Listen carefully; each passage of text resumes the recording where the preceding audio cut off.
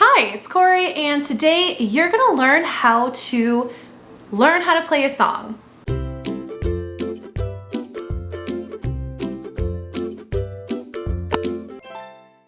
So for this video, I'm actually going to take you along on the process that I take when learning a new song. So either that's for learning it for class or for learning the song to create a tutorial for you guys. Before we go any further though, if you haven't already, please make sure to subscribe. Every single week I come out with new tutorials either about music or ukulele, and so if you find this video helpful or you found other videos of mine in the past helpful, please make sure to subscribe and make sure to like this video. It really helps my channel grow and I'm able to continue to put out content like this for you. Okay, so for this video today, I'm going to be approaching a new song for me. I've heard it a lot and it's been one that's been requested quite a bit here on my channel, but I haven't gone around to making a tutorial for it yet. So I figured this would be a really good opportunity to do so. So the song that we're gonna be looking at and learning together will be Speechless from Aladdin. This is the new song that came out with the most recent Aladdin movie. Naomi Scott sings it in the movie, and so we're gonna be looking at it today. When learning a new song, especially if it's going to be you playing an instrument in order to accompany a singing or a sung part or yourself singing, you really want to make sure that you are first familiar with the song that you want to play. Speechless from Aladdin is definitely one of those ones that you want to make sure you're pretty familiar with. Now, in preparation for this, what I would do is I would just listen to the song maybe when I'm driving to work or when I'm driving from work, doing chores around the house. It's one that was like really popular when the movie first came out, and like I said, it's been requested quite a few times on my channel, so I always looked it up. And for me, it was one of those songs that it was really catchy, and I would find that, you know, when I'm just doing random things, I'd be singing along to it. So that's a really good way to familiarize yourself. Just listen to it as often as you can.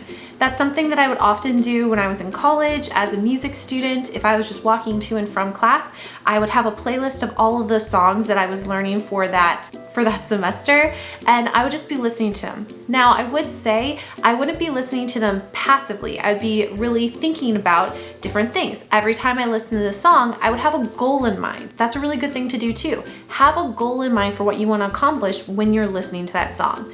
For me, sometimes it'll be, okay, I'm gonna listen to this song and really listen to the first verse. I'm gonna get those words, I'm gonna like really make sure to pay attention to the melody, things like that. So you're not just passively listening to it. You can listen to a song 100 times and still not know the song if you're not actively thinking about it. So maybe that first time you're listening to the verse, the second time you're listening to the melodic line, the third time maybe you're listening for like memorization and specific lyrics. Maybe the next time you listen to the chorus. With that chorus, how is the chorus different from the verse? Does that song have a bridge? If you don't know what a bridge is, it's basically after the second verse, you normally have a chorus again, and then there's this little interlude area between that and the last chorus. That's typically what a bridge is. So how is that bridge different? How is that bridge growing and developing into that final chorus? When composers create these songs, they're always thinking about that kind of stuff. They want to take you on a journey. And I think a song like Speechless really plays well to that, where it does take you on a journey, and the lyrics are taking you on a journey as well. So every time you listen to the song, make sure you're paying attention to those things. Now, of course, you might be one of those people that you don't need to do that and you can listen to it once and you've got it. And if you're one of those people, awesome. I'm not, so I have to always make sure to listen to it really carefully. Once you're familiar with the vocal line and how the music goes, that's when you want to start actually looking at what you're going to be doing for playing it on the ukulele. So the next big step that I always do is I actually go to like another website where I can either look at the lyrics or I can look at what other people say the chords are. Two of the websites I often use most often would be like Ultimate Guitar, or I use Ukatabs as well. Now, something of note, and I've said it before on my channel, just because one person says those are the chords does not mean that those are really the chords. There have been lots and lots of times where I've looked up a song and as I'm playing through, I'm like, that's not the right chord. And sometimes they even tell you that something's a one chord where it's just completely not. I came into that when I was doing Jump Up Superstar for Mario Odyssey, where they were telling me that there was a bunch of different chords, and when I played them, I'm like, that's not what that chord is at all. So a lot of those websites, they have people that you can just like contribute to it. It's kind of like a Wikipedia in a way. It's not like all the time people professionally are sitting there and mapping everything out, or they have the sheet music in front of them. Sometimes it is just like a person that's making those edits. Now, if I already know I have the song in a songbook, like a lot of the songs that I do that are Disney, I have like 6 different Disney compilation songbooks, so I will always check those first, especially if it's like the official version. So if I have the opportunity that I have one of the official, like I have the sheet music for it already, I will personally just go directly to the sheet music and pull the chords from that, because those are what's being released from the official people and that is what the composer wrote. But if I don't have access to that, then like I said, I'll use something like Ultimate Guitar or ukulele to get a general idea. Now also too, the lyrics are sometimes different, so again, you want to be familiar with the song to know whether the lyrics are correct as well. So once I look at one of those websites, I kind of have a good general idea. From there, I'll typically print off the lyrics and the chords. I don't know if you can see them, but I did that already with Speechless, so I just have a run through, and I haven't made any changes yet, by the way. I just have what's on that website. For this particular one, I got them from Ultimate Guitar. Ukulele ones that I've seen, it's pretty okay as well, but on their website, they have this song in F minor, whereas on Ultimate Guitar, they have it in E minor, and I have found that E minor is way better for this than F minor. For some reason, F minor just makes it a really, really wide range that's not super accessible for a lot of people to sing, whereas E minor, it's slightly lower when you're first starting out, but overall, it's a lot easier to sing. So once I have the lyrics and the chords, that's when I start looking through, and I just do this on site first. And if I'm doing this for like a tutorial, I'll immediately eliminate any chords that are unnecessary. Now, all chords that are in a song are necessary, but some are just like kind of extra and they add extra color or like another quality to the song. They're not always essential chords. So I often will get rid of those because the more chords you add, the more difficult the song is. So if I'm making a tutorial and I'm trying to make it a really easy version of it, I'll often go through and get rid of some of the chords that aren't essential. So once I've taken out all the chords that are necessary, then I also make sure that the chords that are still left are the correct chords. Then I finally pick up ukulele. So I've done a ton of steps that take place before actually picking up the ukulele. From here, the first thing I do is I actually make a list of all of the different chords that exist in the song. You can see I wrote these over here. Once I know all the different chords in the song, I will just see if I know the chord. Now, the chord charts that come out, there's no like official, you have to play them like this. These are just what a lot of like musicians and professional musicians say make it the easiest to play.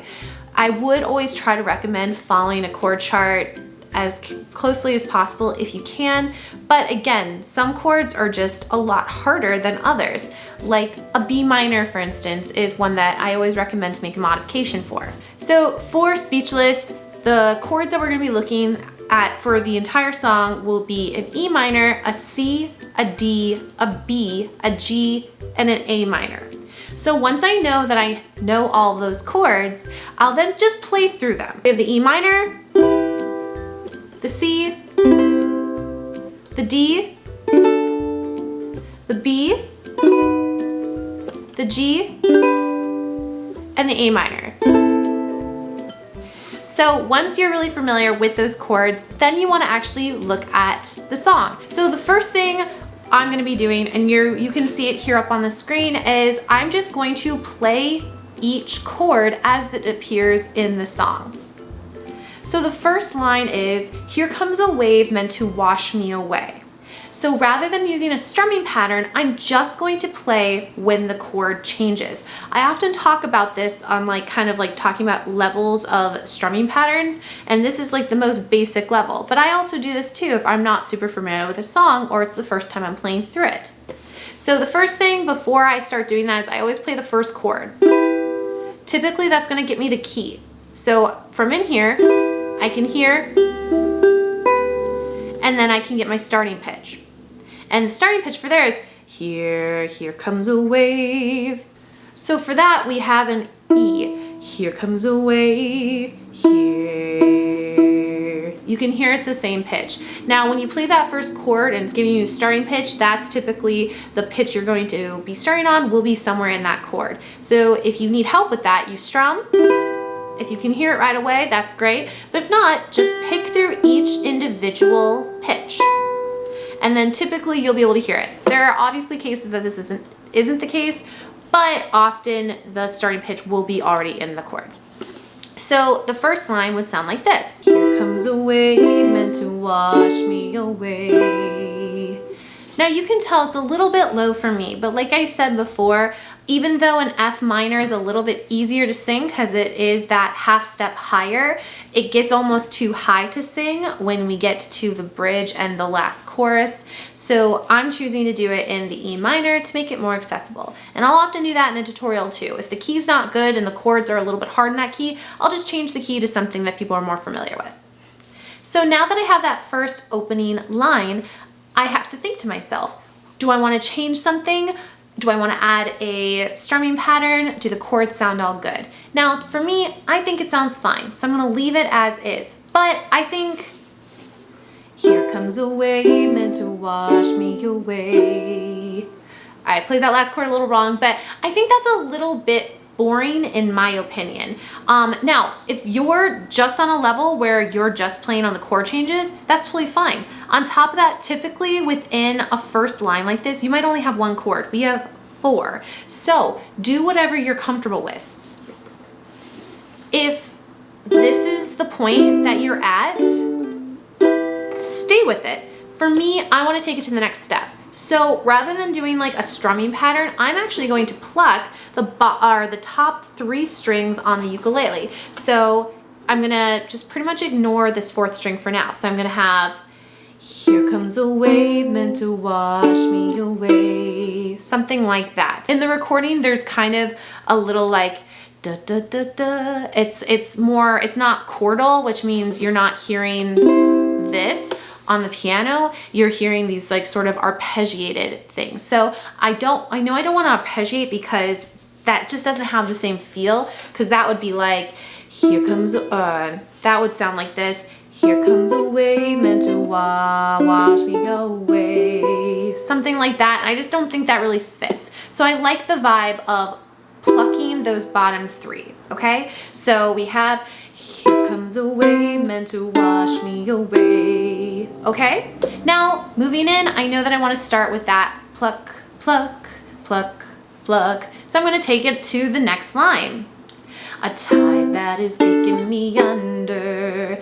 Now with under, I want to add a little bit something else. So I think I'm going to pluck, and then I'm going to arpeggiate that same chord. So it's all on the E minor, so I'm gonna pluck and then go 3, 2, 1, okay? So I have tide that is taking me under. And I kind of like that. Now again, if I'm doing something and you're like, that sounds stupid, don't do it. But I'm just taking you through a process that you can follow in order to create your own covers where you don't necessarily need a tutorial. However, if you want tutorials, that's totally fine. I have like a bunch of them. I'm nearing my 100th video, which are pretty much all tutorials. So use tutorials if you're comfortable with it, but in case you want to try learning your own songs, this is what you can do. So for me, I kind of like that idea of having that arpeggiation on that last chord. And I think that I'm gonna do the same thing with the next 2 lines, but we have to see how it sounds. So what do you do next? You just try it, okay? So next we have the swallowing sand with, swallowing sand left with nothing to say. My voice drowned out in the thunder. Now for that I didn't really like the way that sounded as much. So I think instead, rather than having a pluck here, I think I'm just gonna strum instead. So that would be swallowing sand left with nothing to say, my voice drowned out in the thunder. And I like that a lot more. So I'm trying to use a combination of small techniques. And again, nothing I'm doing here is super, super advanced, because even for me, I wouldn't consider my skill level to be super, super advanced. I'm just using really small things of breaking up chords, plucking individual strings, and arpeggiating, which again is taking a chord and then breaking it up pitch by pitch. So rather than just playing an E chord, I'm taking the individual pitches and plucking them individually. So from here, I have my first verse where I started with just playing it on the chord changes, and I built it up with some stylistic things. So that leaves me with this. Here comes a wave meant to wash me away, a tide that is taking me under, swallowing sand left with nothing to say, my voice drowned out in the thunder. Now from here, I'm going into the pre-chorus of, but I won't cry. Now, I don't think it's appropriate, at least for the motion. And again, you always want to be going somewhere different. If you hear the same thing over and over again, that's going to get really boring for the listener. So for me, if I go, but I won't cry, I won't start to crumble, could be an option, but I think I'm just gonna have a basic strumming pattern here instead, with my voice drowned out in the my voice drowned out in the thunder. Now I already strummed here, so it leads the listener to think that you're gonna start strumming. So that's exactly what I'm gonna do with, but I won't cry, I won't start to crumble, whenever they try to shut me or cut me down. And then I'm just gonna end with that B there, okay? Rather than or actually maybe I like it. And that's part of the kind of fun of it too. You don't have to end with one thing. You can try a lot of different things and see what works for you. So from here, then I move into the chorus of, I won't be silent. And for me, I want to add something extra. If I just am doing, I won't be silent, I'm already chucking there. I won't be silent, you won't keep me quiet. Now I think that sounds okay, but I want to add a percussive element. And typically that's why you would bring about a chuck. You want to add something percussive. Now that's 100% stylistic. I think sometimes people overuse chuck. I probably overuse chucking quite a bit. But for this, I think it works because again, we have something different for each different section, and that's gonna help the listener to know what part of the song we're dealing with. So for the chorus, I think I'm gonna go with a down, chuck, up, chuck, which is one of like the most basic ones you can do.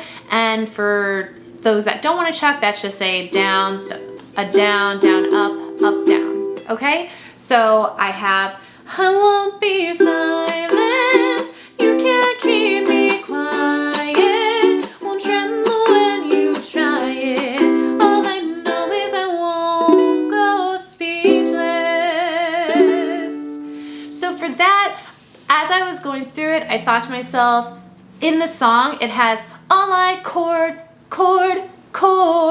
for speechless. So I think I'm gonna drop the strumming pattern there and just go to that chords. I'm gonna mimic what they're doing in the original recording. So I'm just gonna do, all I know is I won't go speechless. And just keep it with those 3 chords, okay? Now once I get back to it, I'll, with speechless, cause I'll breathe when they try to suffocate me. No, or don't you underestimate me.